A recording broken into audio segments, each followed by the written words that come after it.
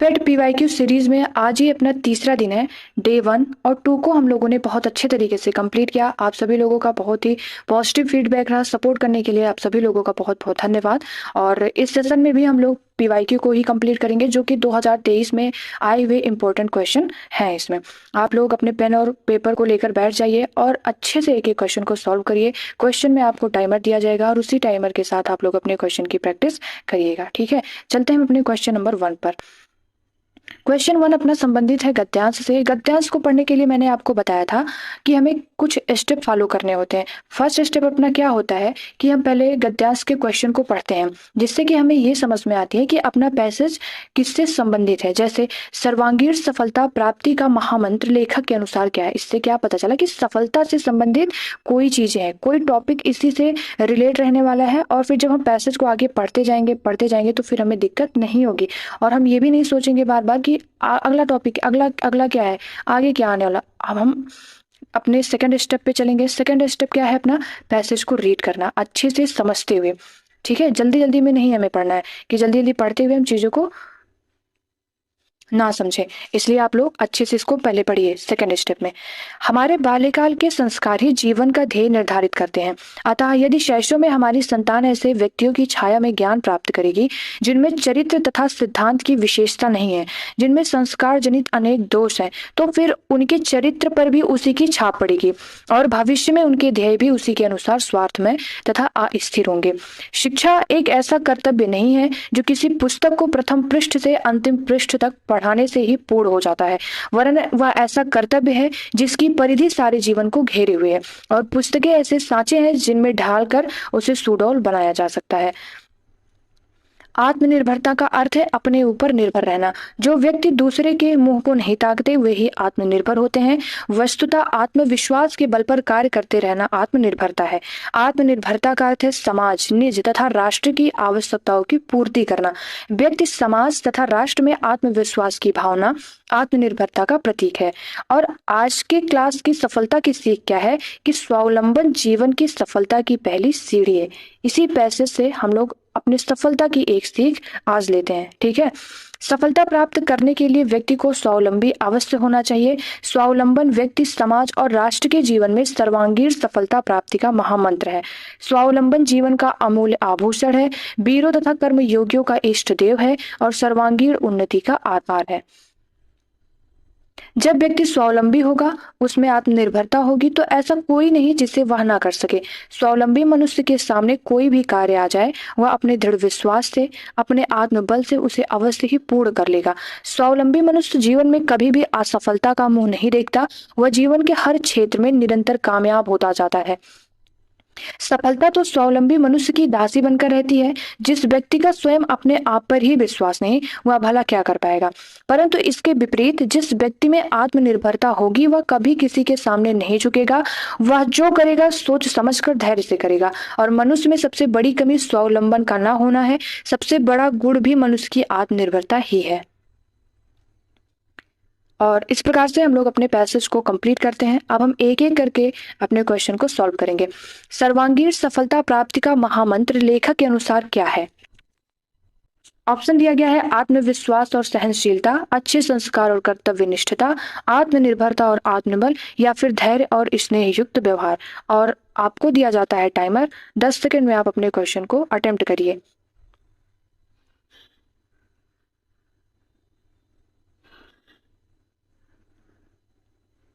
Time up. इसका right answer क्या हो जाएगा, ऑप्शन नंबर सी, आत्मनिर्भरता और आत्मबल।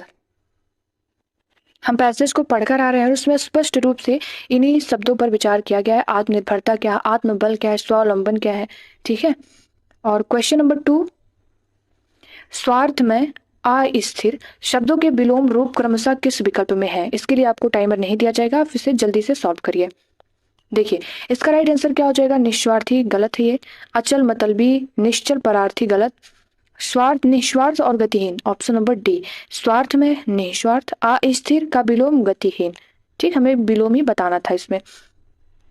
क्वेश्चन नंबर 3, सफलता, कार्य और आत्मनिर्भरता शब्दों के लिंग क्रमशः हैं। पुल्लिंग पुल्लिंग और स्त्रीलिंग, या फिर स्त्रीलिंग पुल्लिंग और पुल्लिंग, या स्त्रीलिंग पुल्लिंग और स्त्रीलिंग, या स्त्रीलिंग स्त्रीलिंग और पुल्लिंग। इसके लिए मैं आपको टाइमर दे रही हूँ। स्टार्ट।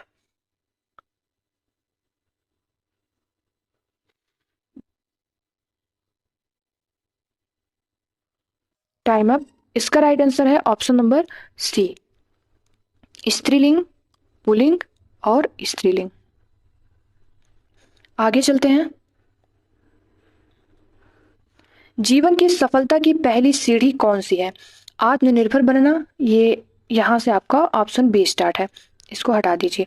और बच्चे में बाल्यकाल से अच्छे संस्कार विकसित करना, दृढ़ विश्वास जागृत करना, सहनशीलता उत्पन्न करना। तो इसका राइट आंसर क्या हो जाएगा? ऑप्शन नंबर ए, आत्मनिर्भर बनना। अगला क्वेश्चन है, शैशव के शिक्षकों का बच्चे पर क्या असर पड़ता है? टाइमर दे दिया जा रहा है आपको, अटेम्प्ट करिए।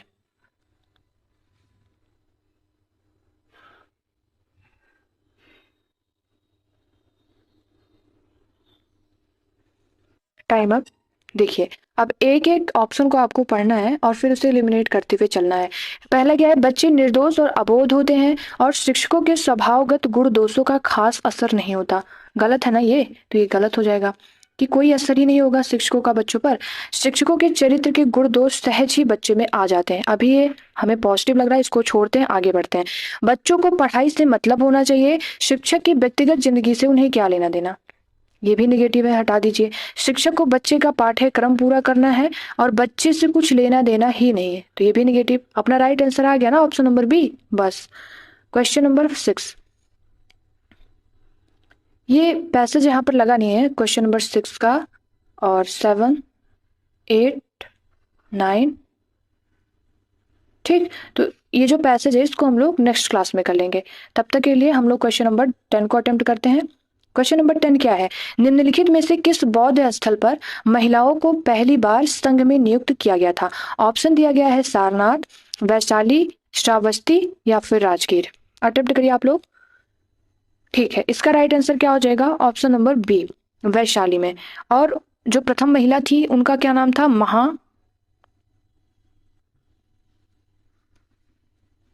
प्रजापति गौतमी। ठीक है। क्वेश्चन नंबर 11, वेद के अंतिम भाग को निम्नलिखित में से किस नाम से जाना जाता है? वेदांग, उपनिषद, आरण्यक या फिर ब्राह्मण। अटेम्प्ट करिए। ठीक है, इसका राइट आंसर क्या हो जाएगा? ऑप्शन नंबर बी, उपनिषद। ये जो वेदांग दिया गया है, वेदांग की संख्या कितनी है? 6। कौन कौन? शिक्षा, कल्प, व्याकरण, निरुक्त, छंद और ज्योतिष। आरण्यक और ब्राह्मण। आरण्यक क्या है? ये उपनिषद और ब्राह्मण के बीच की कड़ी होती है। तब ब्राह्मण ग्रंथ क्या है? ये यज्ञ और कर्मकांडों का इसमें विस्तृत वर्णन है।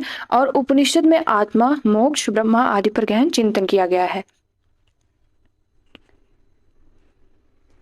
क्वेश्चन नंबर 12, मुगल सम्राट बाबर ने निम्नलिखित में से किस स्थान पर राणा सांगा और उनके सहयोगियों को हराया था? खानवा, चौसा के युद्ध में, चंदेरी या फिर मालवा। और इसके लिए दिया जाता है आपको टाइमर।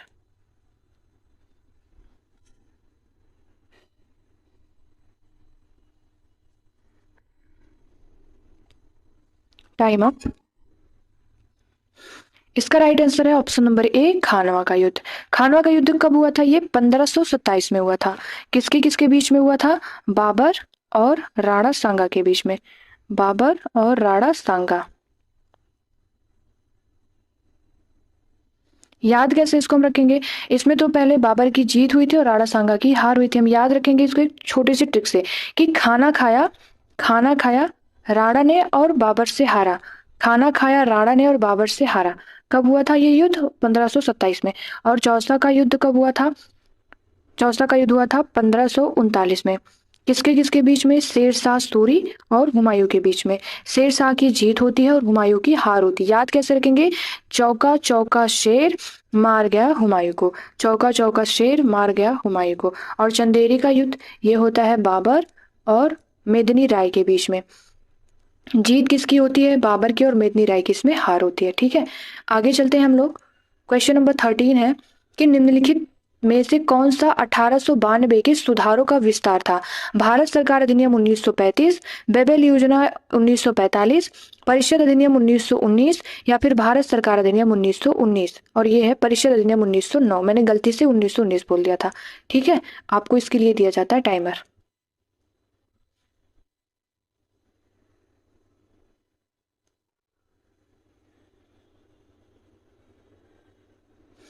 Time up. इस क्वेश्चन का राइट आंसर है ऑप्शन नंबर सी, परिषद अधिनियम 1919। इसको और क्या कहते हैं? मार्ले मिंटो अधिनियम। मार्ले मिंटो अधिनियम। मार्ले कौन थे?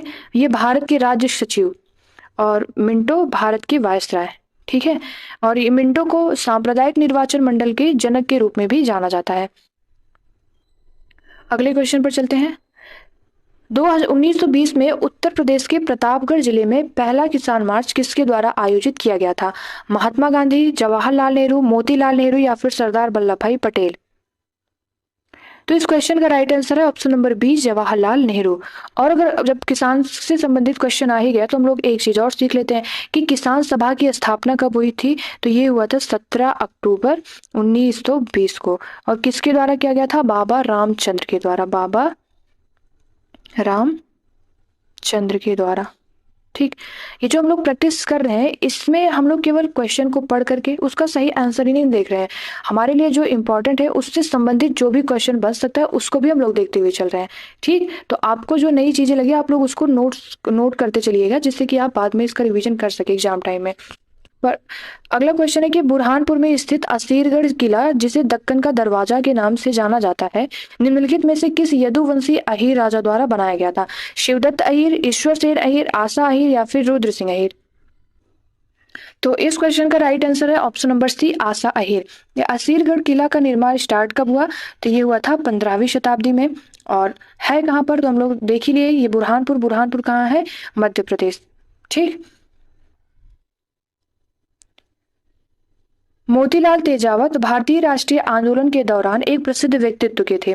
वह भारत के निम्नलिखित में से किस क्षेत्र से संबंधित है? ऑप्शन है मध्य प्रदेश, हरियाणा, गुजरात, या फिर राजस्थान।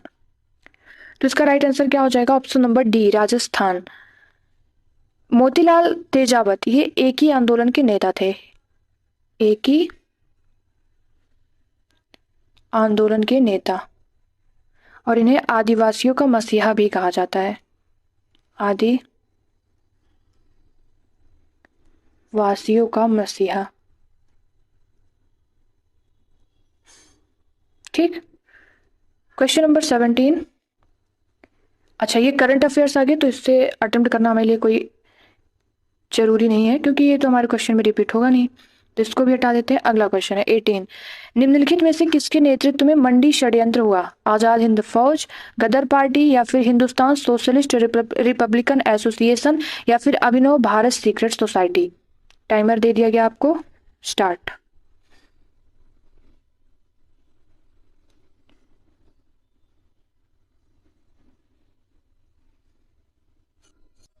Time up. इसका राइट आंसर है ऑप्शन नंबर बी, स्थापना किसने किया था? लाला हरदयाल ने। ठीक है, और ये जो हिंदुस्तान सोशलिस्ट रिपब्लिकन एसोसिएशन है इसका पहले नाम था 1923 में, क्या नाम था? हिंदुस्तान रिपब्लिकन एसोसिएशन क्या था। बाद में 1928 में सोशलिस्ट रिपब्लिकन एसोसिएशन ऐड किया गया। और आगे दिया गया अभिनव भारत सीक्रेट सोसाइटी। तो इसकी स्थापना कब हुई थी? 1904 में। किसके द्वारा किया गया था? वीडी सावरकर और इनके भाई गणेश दामोदर के द्वारा। गणेश दामोदर सावरकर। ठीक है, क्वेश्चन नंबर 19। निम्नलिखित में से किसने भारतीय राष्ट्रीय आंदोलन के दौरान 16 अगस्त 1946 को प्रत्यक्ष कार्यवाही दिवस मनाया था? मुस्लिम लीग, भारतीय राष्ट्रीय कांग्रेस, भारतीय राष्ट्रीय सेना, या फिर स्वराज पार्टी। अटेम्प्ट करिए आप लोग। आई होप आप लोग अटेम्प्ट किए होंगे। तो इसका राइट आंसर हो जाएगा option number A, Muslim league. ठीक है, और प्रत्यक्ष कार्यवाही दिवस शुरुआत किसने किया था? मोहम्मद अली जिन्ना ने। मोहम्मद अली जिन्ना। और भारतीय राष्ट्रीय कांग्रेस की स्थापना कब होती है? 1885 में। किसके द्वारा? A.O. ह्यूम के द्वारा। और प्रथम अधिवेशन कब हुआ था? 1885 में। अध्यक्षता किसने की थी? तो व्योमेश चंद्र बनर्जी ने। ठीक। Question number 20। ये कुछ ऐसे क्वेश्चन होते हैं जिसको हमें देख लेना, ये हमारे लिए सही होता है। हो सकता है कि इससे संबंधित और भी क्वेश्चन बन सकता है, इसके जो ऑप्शन दिए गए वहां से क्वेश्चन बन जाए। जैसे ये क्या दिया गया है कि लेक तुर्काना दुनिया की सबसे बड़ी रेगिस्तानी झील है, यह दुनिया के निम्नलिखित में से किस देश में स्थित है? ऑप्शन है संयुक्त अरब अमीरात, तुर्की मतलब टर्की, केन्या या फिर ओमान। तो इस क्वेश्चन का राइट आंसर है option number C, Kenya. Right answer क्या है इसका? केन्या। और अगर ओमान में देखें तो ओमान में प्रमुख झील है एक गुलाबी झील करके, इसका नाम है गुलाबी झील। और टर्की में एक वान झील है। ठीक, ये प्रमुख कुछ झीलों को भी हम लोग देख लिए। और 21 पर चलते हैं। निम्नलिखित में से किसके द्वारा 1936 में पहली बार भारत के वन प्रकारों का वर्गीकरण किया गया था? Sir H.G. Champion, Jadav Payeng, डिट्रिस वेंड्रस या फिर E.P. स्टविंग। तो इस क्वेश्चन का राइट आंसर क्या हो जाएगा? Option number A, sir H.G. Champion. ठीक, ये कुछ नई जानकारी है, आप लोग इसको देखते रहिएगा। फिर 22 क्या है कि निम्नलिखित नदियों को उन राज्यों के आधार पर सुमेलित कीजिए जिनसे होकर बहती है। और ये आपके ऑप्शन दिए गए, यहाँ से बताइए कि आपका सही आंसर क्या होगा। अब हम देखते हैं कि इसका राइट आंसर क्या होगा। देखिए, ये जो कामेंग नदी है ये असम राज्य से होकर बहती है। ए का चला गया 4 पर, तो ए का 4 किस में है? ये कुछ अजीब टाइप से लिखा भी गया इसमें। ए का 4 मान लीजिए यहाँ है, इसमें नहीं है, तो ये भी गलत, ये भी गलत, ये भी गलत। और फिर बैतरणी कहाँ बहती है? ओडिशा में। बी का 1 पर गया, तो बी का 1 किस में है? बी का इसमें आ रहा है, इसमें। हटाइए इसको, ये गलत ऑप्शन दिया गया है। देखिए मैं बताती हूँ आपको। कामेंग कौन से राज्य से होकर बहती है? असम। बैतरणी ओडिशा में। और गिरना ये महाराष्ट्र में। और हसदेव छत्तीसगढ़ में। ठीक, इसको आप लोग देख लीजिएगा, याद कर लीजिए। Question number 23। चाबी मुरा जो कि गोमती नदी के तट पर खड़ी पहाड़ी दीवार पर चट्टान पर की गई नक्काशी के पैनलों के लिए प्रसिद्ध है, भारत के निम्नलिखित में से किस राज्य या केंद्र शासित प्रदेश में स्थित है? सिक्किम, त्रिपुरा, असम या फिर मेघालय। तो इस क्वेश्चन का राइट आंसर है ऑप्शन नंबर बी, त्रिपुरा। ठीक। 24। भारत की पंचवर्षीय योजना के किस संस्करण को गाडगिल योजना के नाम से जाना जाता था? मैंने आपको पहले भी बताया था कि पंचवर्षीय योजना से संबंधित आपको शॉर्ट वीडियो मिल जाएगी, ट्रिक के माध्यम से आप याद कर लीजिएगा, जो कि आपको आज या नहीं तो कल तक तो आपको ये वीडियो मिल जाएगी। ठीक, आप वहां से पंचवर्षीय योजना को तैयार कर लीजिएगा। बाकी इस क्वेश्चन का राइट आंसर क्या है? इसका क्वेश्चन आंसर है तीसरा। ठीक। 25। 1981 में किस अधिनियम के माध्यम से संसद द्वारा राष्ट्रीय कृषि और ग्रामीण विकास बैंक नाबार्ड के निर्माण को मंजूरी दी गई थी? अधिनियम 62, अधिनियम 61, अधिनियम 63 या फिर अधिनियम 64? आई होप आप लोग अटेम्प्ट कर रहे होंगे। तो इसका राइट आंसर क्या होगा? ऑप्शन नंबर बी, अधिनियम 61, अधिनियम 61। समिति क्या थी? समिति का नाम था बी शिवरामन, शिवरामन समिति। और स्थापना कब हुई थी? 12 जुलाई 1982। और सबसे इंपॉर्टेंट है नाबार्ड का फुल फॉर्म समझना, तो इसका हो जाएगा नेशनल बैंक फॉर एग्रीकल्चर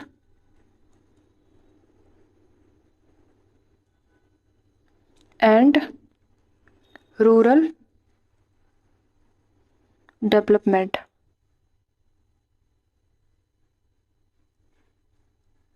ठीक। 26।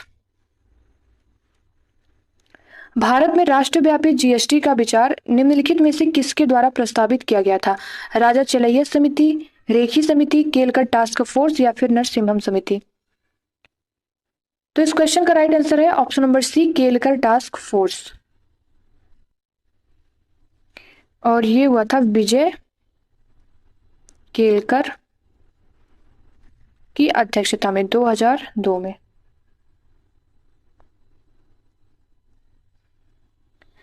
27। भारत की दुग्ध क्रांति के चरण 1970-80 को विश्व खाद्य कार्यक्रम के माध्यम से निम्नलिखित में से किसके द्वारा उपहार में दिए गए स्किम्ड दूध पाउडर और मक्खन तेल बटर ऑयल की बिक्री से वित्त पोषित किया गया था? यूरोपीय संघ, संयुक्त राष्ट्र बाल कोष, या फिर खाद्य और कृषि संगठन, या विश्व स्वास्थ्य संगठन? तो इस क्वेश्चन का राइट आंसर है ऑप्शन नंबर ए, यूरोपीय संघ। 28, भारत के सर्वोच्च न्यायालय का उद्घाटन किया गया था और ये संसद भवन में प्रिंसेप के चैम्बर में हुआ था। अगला क्वेश्चन है कि भारत के सर्वोच्च न्यायालय का उद्घाटन कब किया गया था और उद्घाटन संसद भवन में प्रिंसेप के चैम्बर में हुआ था। ठीक है, तो आपको इसमें बताना है कब किया गया था। ऑप्शन है 26 जनवरी 1950, 28 जनवरी 1950, 25 जनवरी 1950, या फिर 28 जनवरी 1948। तो इस क्वेश्चन का राइट आंसर क्या है? ऑप्शन नंबर बी, 28 जनवरी 1950 को। आगे चलते हैं हम लोग। 29, राजस्थान पहला राज्य था जहां वर्ष 1959 में पंचायती राज व्यवस्था लागू की गई थी। इसे सबसे पहले राजस्थान के किस जिले में लागू किया गया था? कोटा में, या फिर जोधपुर, या नागौर, या फिर सिरोही? अटेम्प्ट करिए आप लोग। ठीक है, तो इसका राइट आंसर क्या हो जाएगा? Option number C, Nagaur. सबसे पहले इस क्वेश्चन में हमें 2-3 चीजें सीख लेनी है। पहला राज्य कौन सा था जहां पर पंचायती राज व्यवस्था लागू की गई? हो सकता है क्वेश्चन बन जाए इससे। तो कौन सा था? राजस्थान था। कब की गई? 1959 में की गई। ठीक है, और किस जिले में की गई? नागौर में की गई। अब हम लोग पंचायती राज से संबंधित कुछ चीजों को समझ लेते हैं। संवैधानिक रूप से कब हुआ? तो ये हुआ 1992 में 2 के 73वें संशोधन अधिनियम के माध्यम से। ठीक है, और त्रिस्तरीय प्रणाली, नंबर 1 क्या है? गांव स्तर, और दूसरा क्या है? ब्लॉक स्तर, और फिर तीसरा क्या है? जिला स्तर। तो इस प्रकार से हम लोग क्वेश्चन नंबर 29 को कंप्लीट करते हैं और आगे चलते हैं क्वेश्चन नंबर 30 पर। बैंकों के राष्ट्रीयकरण के प्रथम चरण के दौरान किस बैंक का राष्ट्रीयकरण नहीं किया गया था? देना bank, Canara bank, central bank of India, या फिर विजया बैंक?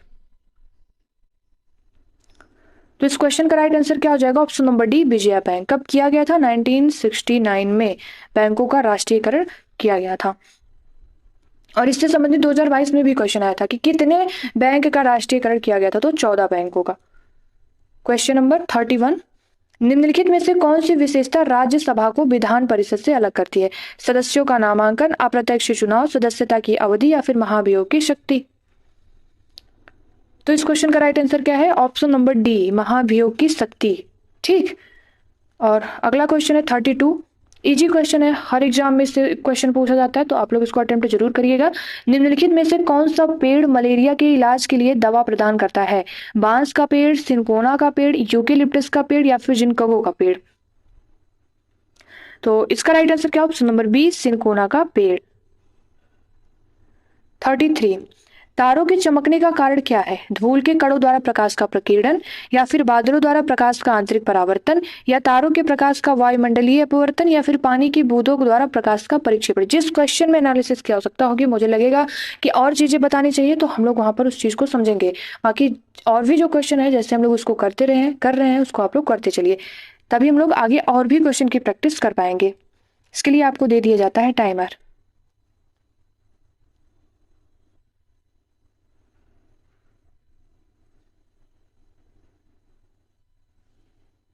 Time up. तो इस क्वेश्चन का राइट आंसर क्या हो जाएगा? ऑप्शन नंबर सी, तारों के प्रकाश का वायुमंडलीय अपवर्तन। 34, भारतीय संविधान में राज्य के नीति निर्देशक सिद्धांत निम्नलिखित में से किस देश के संविधान से अपनाए गए हैं? यूक्रेन, या फिर आयरलैंड, या कनाडा, या फिर अमेरिका? तो इस क्वेश्चन का राइट आंसर क्या है? Option number B, Ireland. अब इसी के साथ हम लोग देख लेते हैं कि कनाडा से क्या क्या अपनाया गया है। तो इसको हम याद रखेंगे एक ट्रिक से, सर्कस। सर्कस आप याद करेंगे तो आपको याद हो जाएगा। और हाँ, ये ट्रिक मेरी बनाई हुई नहीं है, मैंने भी कहीं से सीखा ही है, बस आप लोगों को बता दे रही हूँ। क्या हो जाएगा? सा से संघात्मक व्यवस्था, और रा से राज्यपाल की नियुक्ति, का से केंद्र के पास अवशिष्ट शक्तियां, और सा से क्या हो जाएगा? सुप्रीम कोर्ट का परामर्श, न्याय निर्णय। ठीक है, और अमेरिका भी इंपॉर्टेंट है, तो इसको भी याद कर लेते हैं। इसको कैसे याद करेंगे? यूपी में राम के नारों का स्थान है, तो यूपी से क्या हो जाएगा? उपराष्ट्रपति का पद, और फिर में से क्या हो जाएगा, मूल अधिकार, फंडामेंटल राइट। और फिर राम, राम में जो रा है इससे हो जाएगा राष्ट्रपति का पद। और माँ से क्या हो जाएगा, महाभियोग। और फिर इसके बाद क्या है, के नारों का स्थान है, तो के से कुछ नहीं मतलब है, नारों में जो ना है इससे हो जाएगा न्यायिक पुनराविलोकन, न्यायिक पुनराविलोकन। और रो से हो जाएगा राष्ट्रपति का निर्वाचन।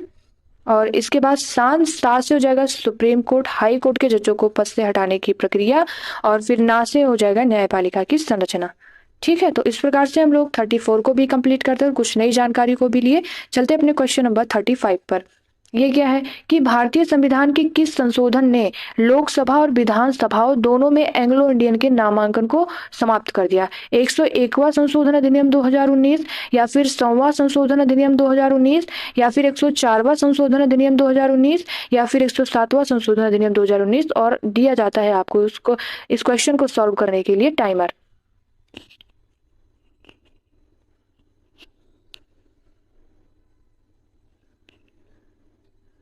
Time up. इसका राइट आंसर है ऑप्शन नंबर सी, 104वां संशोधन अधिनियम 2019। 36, पूरी दुनिया में सबसे तेजी से घटने वाला संसाधन निम्नलिखित में से कौन सा है। सूरज की रोशनी, जंगल, वायु, या फिर पानी। इसका राइट आंसर क्या होगा, ऑप्शन नंबर बी, जंगल। अब ये घट क्यों रहा संसाधन, कृषि चारागाह के कारण। ठीक है, कई मानव बस्तियां वहां पे बसाई जा रही हैं, तो जिससे पेड़ों की कटाई कर दी जा रही है। तो इस प्रकार से ये दुनिया में सबसे तेजी से घटने वाला संसाधन है। अगला क्वेश्चन है मैथ। अब अपना मैथ वाला आता है।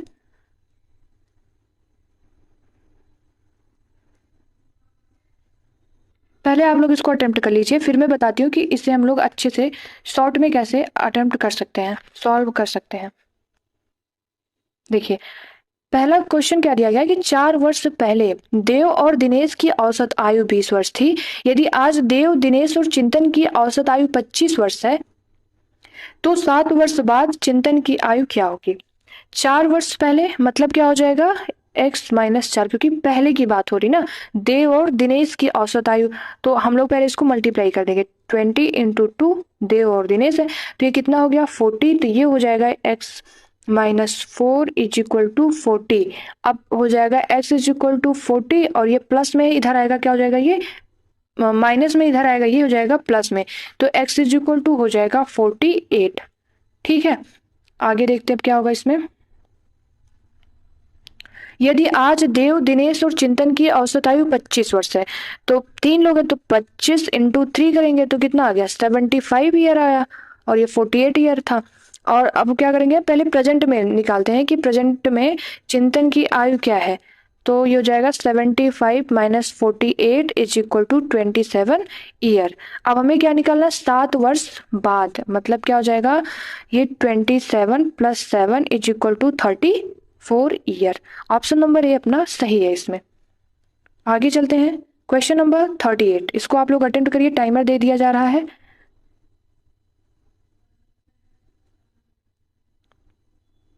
इसके बाद ये अपॉन में है, इसको ध्यान रखिएगा।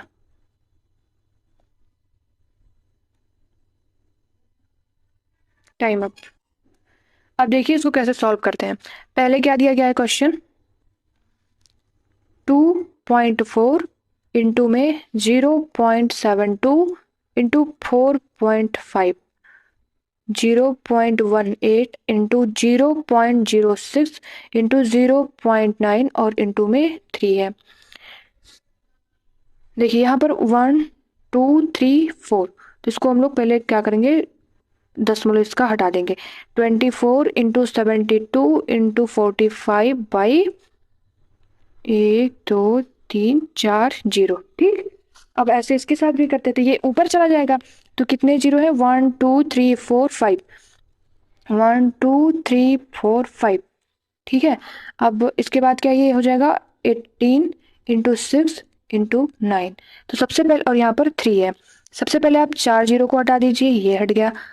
फिर 9 8 72 हो गया, और 6 चौक 24 हो गया। इसके बाद ये 3 छक 18, 3 1 के 3 चौक 12, 3 5 15, और 3 दूनी 6, 3 चौक 12, 3 पचे 15 और फिर ये 2 चौक 8 हो गया। क्या बचा आपका 4, ये वाला 4 इंटू में ये वाला 4 और इंटू में ये 5 और इंटू में 3 और ये 10 भी है। 3 इंटू 10 इज इक्वल टू कितना हो गया 2400। मतलब कि अपना इसमें ऑप्शन कौन सा सही, option number C right answer. 39, aluminium की मोटी ऑक्साइड परत बनाने की एक प्रक्रिया है, एनोडीकरण या फिर गैल्वेनीकरण या फिर कैथोडाइजिंग या फिर ढलाई।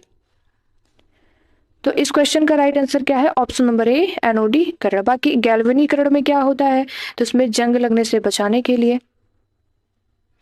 और कैथोडाइजिंग क्या है, यह इलेक्ट्रोलिसिस द्वारा किसी धातु पर दूसरी धातु की पतली परत चढ़ाने की प्रक्रिया है। और फिर ये एनोडीकरण क्या है, विद्युत रासायनिक प्रक्रिया है। ठीक है। क्वेश्चन नंबर 40, एल्यूमिनियम की मोटी, अच्छा रिपीट क्वेश्चन है, इसको हटा दीजिए। 41, उस प्रक्रिया का नाम बताइए जिसमें टैडपोल वयस्क मेंढकों में विकसित होते हैं, उसे क्या कहते हैं। मेटामॉर्फोसिस मतलब कायानांतरण या फिर निषेचन, फर्टिलाइजेशन या एम्बेडिंग या फिर बडिंग। तो ये क्वेश्चन तो हमेशा आता है, इसका राइट आंसर बताइए।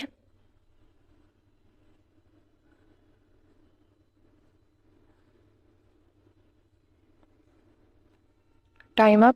इसका राइट आंसर है ऑप्शन नंबर ए मेटामॉर्फोसिस। ठीक है, आगे चलते हैं 42 पर।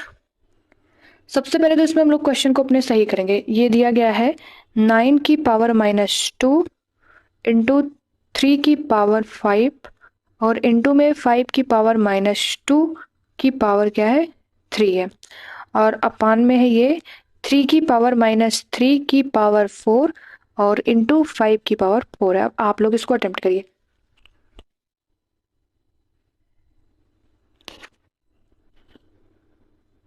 अब देखिए इसको हम लोग सॉल्व कैसे करेंगे।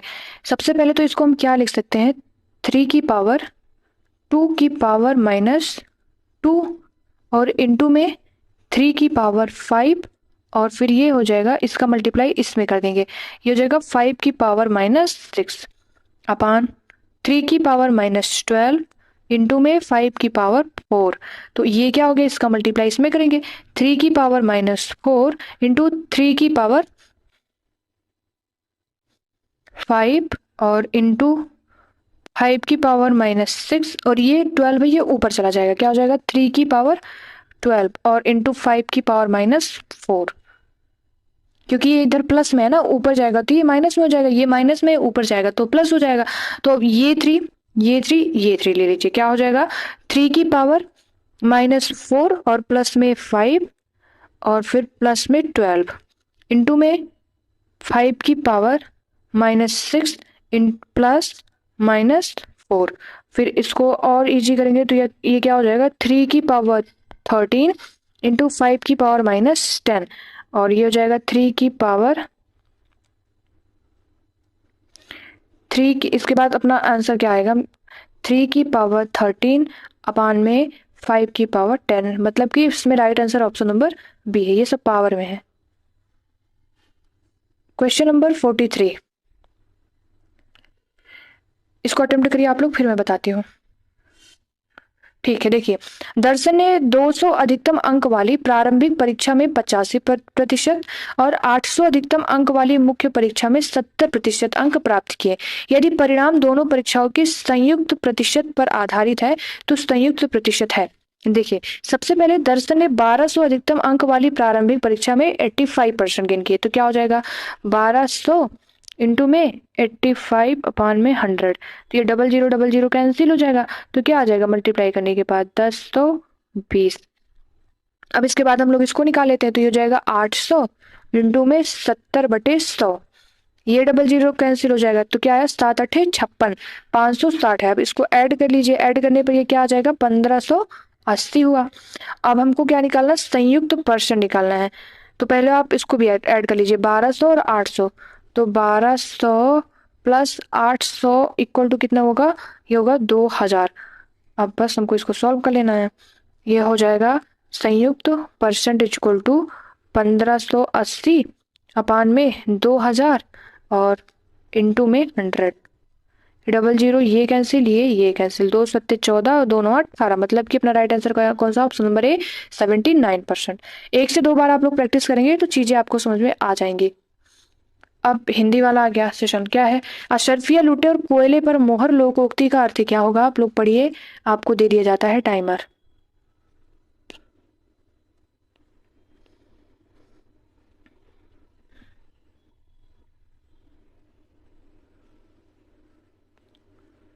Time up. इसका राइट आंसर क्या होगा, पहले आप पढ़िए ऑप्शन, बड़े बड़े खर्चों पर ध्यान न देना, छोटे में कंजूसी दिखाना, और दूसरा क्या है, सराहना के बिना योग्यता का व्यर्थ हो जाना, स्वाभाविक दोषों का किसी अन्य कारण से और अधिक बढ़ जाना, या फिर एक वस्तु में होने वाला लाभ दूसरी वस्तु में हुई हानि में नष्ट हो जाना। इस क्वेश्चन का राइट आंसर क्या है, ऑप्शन नंबर ए, क्या लिखा है, असरफियां लूटे मतलब बड़े बड़े खर्चों पर ध्यान न देना, और कोयले पर मोहर छोटे में कंजूसी दिखाना। क्वेश्चन नंबर 45, अब इसमें हमें अशुद्ध बताना है। निम्न में से कौन सा वाक्य अशुद्ध है, ऑप्शन दिया गया है, भारत के इतिहास में 15 अगस्त का बहुत महत्व है, और दूसरा ऑप्शन है, रात उसका प्राण पखेरु उड़ गया, और तीसरा है, आज भी लाल बहादुर शास्त्री जी को याद किया जाता है, और डी है, क्या आप मेरे साथ चलेंगे। तो आप लोग अटेम्प्ट करिए इसको। तो इसका अशुद्ध कौन सा इसमें, ऑप्शन नंबर बी, उस रात उसका प्राण पखेरु उड़ गया, ये अशुद्ध है, बाकी ये भी सही, ये भी सही, ये भी सही है। 46, द्विवेदी युग के प्रवर्तक निम्न में से कौन है, जयशंकर प्रसाद, या फिर सूर्यकांत त्रिपाठी, या फिर हजारी प्रसाद द्विवेदी, या आचार्य महावीर प्रसाद द्विवेदी। तो इस क्वेश्चन का राइट आंसर क्या है, ऑप्शन नंबर डी, आचार्य महावीर प्रसाद द्विवेदी। और द्विवेदी युग कब से कब तक, 1900 से 1920 ईस्वी तक। 47, कंदर्प, पंचशर और पुष्पधनवा यह निम्नलिखित में से किसके पर्यायवाची शब्द हैं, ऑप्शन है, कामदेव, गौरी शुद्ध, वंशीधर, या फिर यक्षराज। अटेम्प्ट करिए आप लोग, ठीक है। तो इस क्वेश्चन का राइट आंसर क्या है, ऑप्शन नंबर ए, कामदेव। पुष्पधनवा से ही हम समझ जाएंगे इसका पर्यायवाची शब्द है ये कामदेव का। 48, निम्न में से संधि का कौन सा युग्म गलत है, अनुदित अनु प्लस उदित, या फिर अवनींद्र अवनी धन इंद्र, या फिर श्रद्धानंद श्रद्ध धन आनंद, या फिर भूधार भू धन उद्धार। तो इसमें कौन सा युग्म गलत है, ऑप्शन नंबर सी, श्रद्धानंद का क्या हो जाएगा, श्रद्धा और धन आनंद। संधि कौन सी है इसमें, दीर्घ संधि।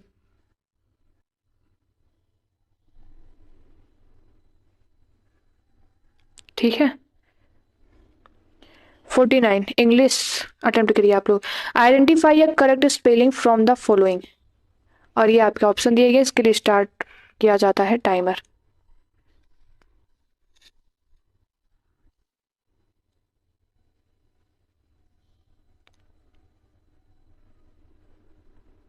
Time up. तो इस क्वेश्चन का राइट आंसर है ऑप्शन नंबर डी, कॉनिशर, मतलब क्या होता है इसका, विशेषज्ञ, और ये राइट स्पेलिंग है, विशेषज्ञ। ठीक है। Which of the following is not an antonym of rabid, moderate, conservative, traditional, या फिर fanatic। तो इस क्वेश्चन का राइट आंसर क्या, ऑप्शन नंबर डी, फैनेटिक, मतलब क्या होता है इसका, कट्टर। ठीक है, एंटोनिम बताना था। 51, give meaning of the following idiom, a man of straw, influential, a puppet, या फिर हैविंग नो इंटीग्रिटी, या स्ट्रगलिंग इन वेन। तो इस क्वेश्चन का राइट आंसर क्या है, option number C, having no integrity.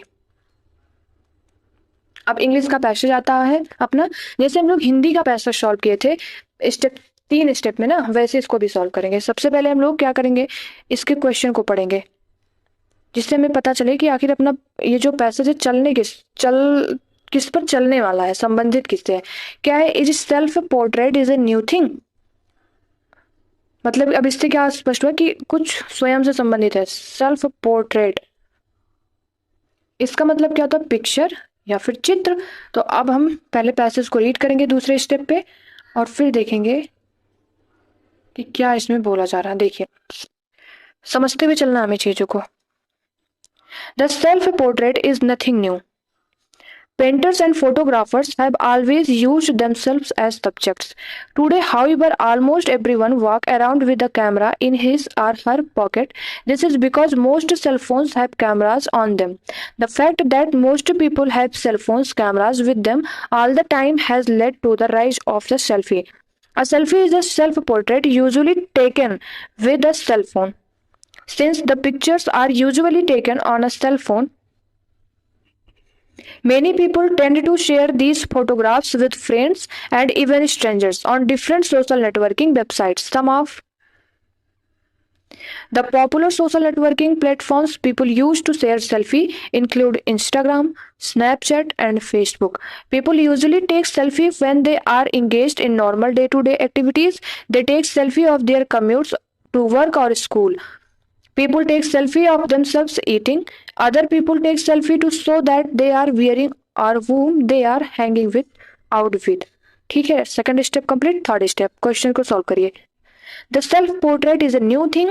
Yes, it is a recent phenomenon. No, it has existed since long. Not specified, cannot say. तो इस question का right answer option number B, no it has existed since long time. कैसे? यहाँ पहले ही हम लोग ने पढ़ लिया था. The self portrait is nothing new. Painters and photographers have always used themselves as subjects. अगला क्वेश्चन क्या दिया गया है? Which social networking platforms is not mentioned in the passage? Paragraph भी देखते हैं हम लोग, वहां पे ये स्पष्ट था. क्या क्या दिया गया है? देखिए यहाँ पर इंस्टाग्राम, स्नैपचैट, फेसबुक. क्या नहीं है इसमें? ऑप्शन में क्या था? हाँ, इंस्टाग्राम भी है, स्नैपचैट भी है, फेसबुक भी है, मतलब ऑप्शन नंबर सी सही है. ये मेंशन नहीं है इसमें. ट्विटर. रीजनिंग के क्वेश्चन आगे सॉल्व करिए आप लोग. देखिए इसको कैसे सॉल्व करेंगे. बरखा और चंद्रेश भाई बहन है, तो ये बरखा है और ये चंद्रेश भाई बहन है. मनीष के दो बच्चे हैं, मनीष के दो बच्चे हैं, ये मनीष है, और वह सुरेश का बेटा है. किसका बेटा है? ये सुरेश का बेटा है, जो हंसा का ससुर है. ये किसके ससुर है? मतलब इसकी ये पत्नी हुई हंसा. किसकी? मनीष की. और हंसा का एक ही बेटा है. हंसा का एक ही बेटा कौन है? चंद्रेश. चंद्रेश सुरेश का दामाद नहीं है. ठीक है. बरखा सुरेश से किस प्रकार संबंधित है? देखो ये इनकी बेटी हुई, फिर ये पिता, और ये फिर क्या हो गया? दादाजी. तो मतलब बरखा सुरेश से किस प्रकार संबंधित है? क्या हो जाएगा? पोती. ऑप्शन नंबर सी सही है.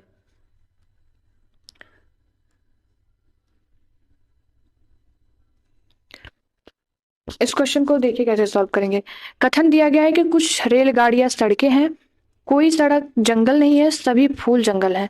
और ये निष्कर्ष दिया गया है, और इधर आपके ऑप्शन दिया गया. आप लोग पहले अटेम्प्ट करिए, फिर मैं बताती हूँ कि इसे अटेम्प्ट कैसे करेंगे.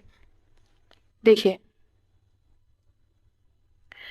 क्या है कि कुछ रेलगाड़ियां सड़कें हैं, कोई सड़क जंगल नहीं है, सभी फूल जंगल है.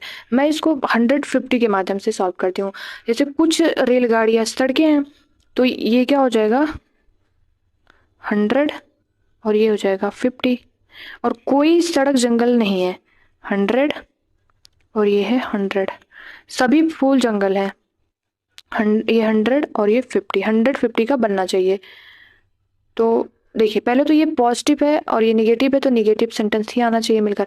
तो कुछ सड़कें, कुछ रेलगाड़ियां फूल हैं, ये और ये ले लीजिए.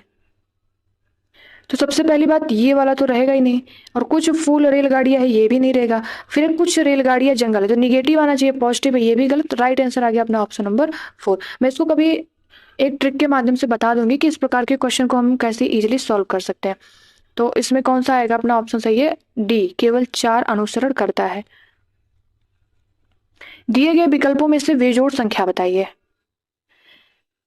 अटेम्प्ट करिए आप लोग. टाइमर लगा दिया जाता है 10 सेकंड का.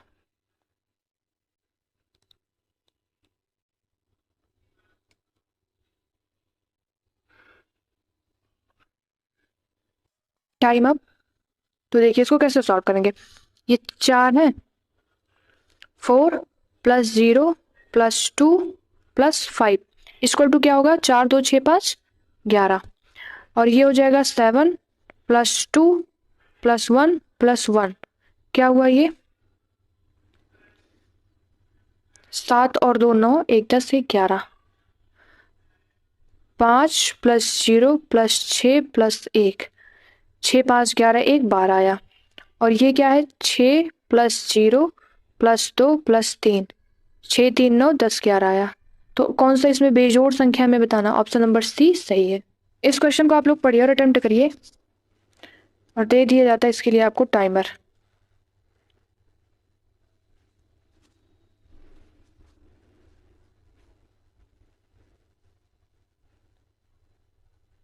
टाइम, ठीक है। देखिए क्या दिया गया, पहला कारण बेहतर रेलवे नेटवर्क जैसे नई रेलवे लाइनें बनाने के लिए बजटीय आवंटन में वृद्धि हुई है। और फिर क्या है कि हवाई यात्रा चुनने वाले यात्रियों की संख्या में काफी गिरावट आई है। और क्या है, यदि कथन बी कारण है और कथन ए इसका प्रभाव है, या फिर यदि कथन ए कारण है और बी उसका प्रभाव है, या दोनों कथन ए और बी स्वतंत्र कारण है, या यदि दोनों कथन ए और बी किसी उभयनिष्ठ कारण के प्रभाव है। बेहतर रेलवे नेटवर्क जैसे नई रेलवे लाइनें बनाने के लिए बजटीय आवंटन में वृद्धि हुई है, ठीक है, ये अलग है। फिर क्या, हवाई यात्रा चुनने वाले यात्रियों की संख्या में काफी गिरावट है, ये दोनों अलग है। तो इस प्रकार से अपना राइट आंसर इसमें क्या हो जाएगा, ऑप्शन नंबर सी, यदि दोनों कथन ए और बी स्वतंत्र कारण है। ठीक है, आगे चलते हैं हम लोग। क्वेश्चन है कि भारत में प्रत्येक वर्ष राष्ट्रीय ऊर्जा संरक्षण दिवस निम्नलिखित में से किस दिन मनाया जाता है, 7 मार्च, 14 जुलाई, 9 अगस्त या फिर 14 दिसंबर। इसका राइट आंसर है ऑप्शन नंबर डी, 14 दिसंबर। ये सब करंट के क्वेश्चन है, इसको हटा दीजिए, इसको पढ़ते हैं। भारतीय विज्ञान संस्थान की स्थापना 1909 में मैसूर शाही परिवार, भारत सरकार और निम्नलिखित में से किस उद्योगपति के बीच एक दूरदर्शी साझेदारी द्वारा की गई थी, कस्तूर भाई लाल भाई, या फिर टीवी सुंदरम अयंकर, या फिर जमशेदजी नुसरवानजी टाटा, या दिनशा पेटेट। तो इस क्वेश्चन का राइट आंसर है option number C, Jamshedji Nusserwanji Tata. Pangi घाटी भारत के निम्नलिखित में से किस राज्य या केंद्र शासित प्रदेश में स्थित है, उत्तराखंड, हिमाचल प्रदेश, जम्मू कश्मीर, लद्दाख। ये कुछ ऐसे क्वेश्चन है जिस जो कि हमारे नॉलेज में होने चाहिए, इसलिए हम लोग इसको सॉल्व कर ले रहे हैं। ठीक है, तो इसका राइट आंसर क्या हो जाएगा, option number B, Himachal Pradesh में। कोलकाता में स्थित पैट विलियमसन ग्राउंड निम्नलिखित में से किस खेल से संबंधित है, गोल्फ, या फिर हॉकी, या फिर फुटबॉल, या फिर पोलो। तो इस क्वेश्चन का राइट आंसर क्या है, ऑप्शन नंबर डी, पोलो। ठीक है, 65, संत मालिया हिरण, आ सकता है कि संत मालिया हिरण अभ्यारण्य कहाँ है, तो हम लोग देख ले रहे हैं इसको। भारत के निम्नलिखित में से किस राज्य या केंद्र शासित प्रदेश में स्थित है, दादरा और नगर हवेली, पुडुचेरी, या फिर महाराष्ट्र, या फिर तमिलनाडु। तो इस क्वेश्चन का राइट आंसर क्या है, ऑप्शन नंबर ए, दादरा और नगर हवेली। निम्नलिखित में से कौन सा भारत के राष्ट्रपति के चुनाव के लिए निर्वाचक मंडल का गठन नहीं करता, लोकसभा के निर्वाचित सदस्य, या फिर राज्यसभा के निर्वाचित सदस्य, या प्रत्येक राज्य की विधानसभा के निर्वाचित सदस्य, या फिर विधान परिषद के निर्वाचित सदस्य। और दिया जाता है आपको टाइमर।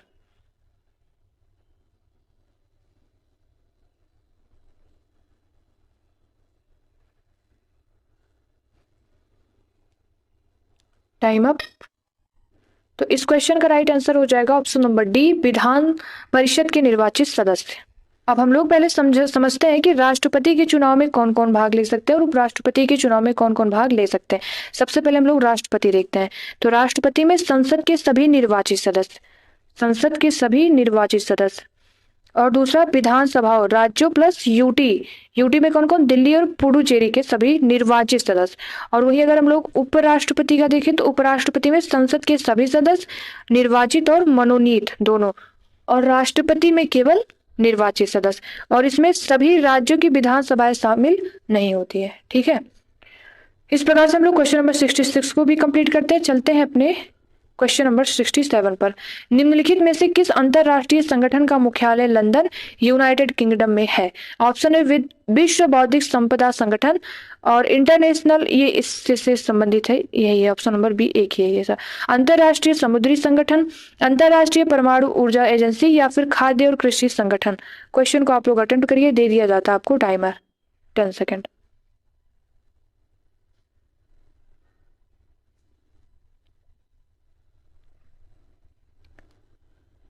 Time up. अंतरराष्ट्रीय संगठन को, इसका राइट आंसर क्या? ऑप्शन नंबर बी, अंतरराष्ट्रीय समुद्री संगठन, इंटरनेशनल मैरीटाइम ऑर्गेनाइजेशन। मुख्यालय हम लोग देख ही ले, लंदन, यूनाइटेड किंगडम। और भी देख लेते, विश्व बौद्धिक संपदा संगठन का मुख्यालय जिनेवा, स्विट्जरलैंड, जिनेवा स्विट्जरलैंड में। और अंतरराष्ट्रीय परमाणु agency Vienna, Austria, Vienna, Austria. और खाद्य और कृषि संगठन रोम, इटली। आगे चलते हैं। 68, निम्नलिखित में से कौन सी, अच्छा ये क्वेश्चन अलग है, इसका ऑप्शन ही नहीं दिया गया। निम्नलिखित में से किसने निरुक्त व्युत्पत्ति विज्ञान, भाषा शास्त्र और शब्दार्थ विज्ञान पर सबसे पुराना भारतीय ग्रंथ नामक पुस्तक लिखी थी? महर्षि पतंजलि, कालिदास, श्री यास्काचार्य या फिर कल्हड़? इस क्वेश्चन का राइट आंसर हो जाएगा ऑप्शन नंबर सी। कुछ ऐसे क्वेश्चन होते हैं जहां पर हमें अपने दिमाग लगाना होता है। कैसे? जैसे अगर एग्जामिनर क्वेश्चन बना रहा है तो फिर महर्षि पतंजलि, कालिदास, कल्हड़ उनके दिमाग में है, लेकिन श्री यास्काचार्य के प्रेजेंट टाइम में जैसे हम लोग बात कर रहे हैं या फिर कुछ करें तो हमारे दिमाग में आ सकता है। तो ऐसे हमें कुछ सोचना चाहिए। जब अपने क्वेश्चन कम अटेम्प्ट हो रहे हैं तब, अगर हमें लगता है कि बहुत ही कम क्वेश्चन अटेम्प्ट हो रहा है तब इस प्रकार से हमें सोचना चाहिए। इस प्रकार से राइट आंसर इसका हो जाएगा श्री यास्काचार्य। रिपीट क्वेश्चन है, इसको हटाइए। अंतरराष्ट्रीय जैव विविधता दिवस किस दिनांक को मनाया जाता है? 1 अप्रैल, 22 मई, 15 दिसंबर या फिर 10 नवंबर? तो इस क्वेश्चन का राइट आंसर क्या हो जाएगा? ऑप्शन नंबर बी, 22 मई। इसमें हमें बहुत सोचना भी नहीं है। इंग्लिश का क्वेश्चन है कि give one word substitution for the practice of writing, editing and compiling dictionaries. और ये आपके ऑप्शन दिए गए हैं, बताइए इसमें राइट आंसर कौन सा हो जाएगा? तो इस क्वेश्चन का right answer option number A, lexicography. ठीक है। 72, जनवरी 1 जनवरी 2006 को रविवार था, तो 1 जनवरी 2010 को सप्ताह का कौन सा दिन था?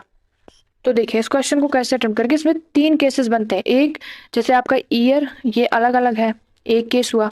और दूसरे में क्या होता है, आपका मंथ और ईयर दोनों अलग अलग है। और तीसरे में सब अलग अलग होता है। ये अपना केस फर्स्ट है, तो इसमें आपका ईयर अलग अलग है, तो इसको हम कैसे सॉल्व करेंगे? 1 जनवरी 2006 और ये 1 जनवरी 2010। सबसे पहले ईयर कितने हुए इसमें? 4 ईयर। और लीप ईयर 1, 2008 ना, तो ये पूरा हो गया 5। और फिर रविवार था, रविवार में आप 5 ऐड कर देंगे तो कितना हो जाएगा? शुक्रवार। ऑप्शन नंबर ए सही है। एक महिला की ओर इशारा करते हुए नीलेश ने कहा, वह मेरी पत्नी के दादा की एकमात्र संतान की एकमात्र बेटी है। महिला नीलेश से किस प्रकार संबंधित है? आप लोग अटेम्प्ट करिए, फिर मैं बताती हूँ। ठीक है, देखिए इसको कैसे सॉल्व करेंगे। एक महिला की ओर इशारा करते हुए नीलेश ने कहा, किसने कहा? नीलेश ने, वह मेरी पत्नी के दादा की, नीलेश के पत्नी के दादा मतलब पहले इनके पिताजी रहेंगे और माताजी और फिर दादा की एकमात्र संतान, इनकी एकमात्र संतान की एकमात्र बेटी। कौन है ये? नीलेश की पत्नी। महिला नीलेश से किस प्रकार संबंधित है? पत्नी। ऑप्शन नंबर ए अपना सही है इसमें। ठीक।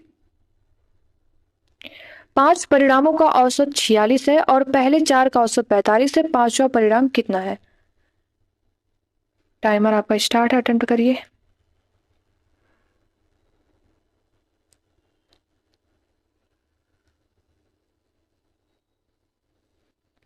Time up.